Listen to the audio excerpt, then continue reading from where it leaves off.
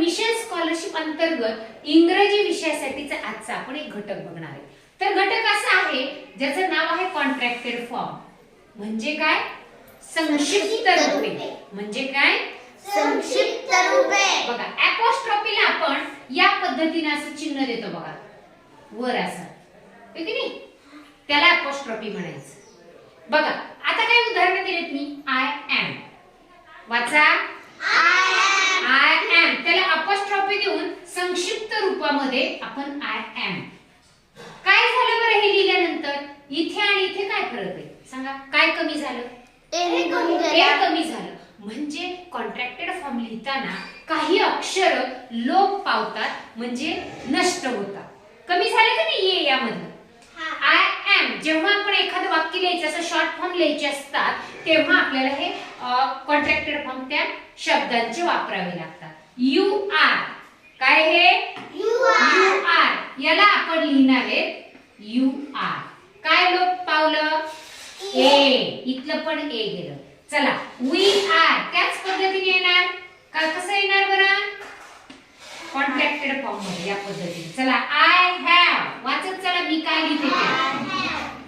हे वाचा चला. हे वाचा काय? He has. मोठ्याने वाचा. He has. आणि आणखी एक होतं बघा ही इज पण या पद्धतीनेच कॉन्ट्रॅक्टेड फॉर्म मध्ये लिहितात. वाचा. R not. आर नॉट याला आपण म्हणणार आहोत आरंट. काय म्हणणार आहोत? आरंट. आरंट. इथं काय लोप पावलं?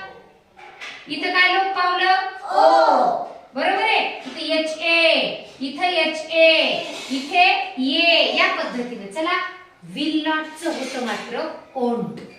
आता काही कॉन्ट्रॅक्टेड फॉर्म आपल्याला जाणीवपूर्वक लक्षात ठेवावे लागतात. Will not won't. चला वाचा. चला वाचा. लेट अस त्याला आपण लिहिणार आहे कॉन्ट्रॅक्टेड फॉर्म मध्ये या पद्धतीने. याचं यू लोप पावलं. I shall. चला वाचत चलत जा.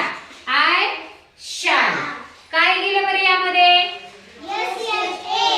हा यस यस ए कमी झालं. त्यानंतर डिड नॉट. चला काय होईल बरं सांगा? डिडंट.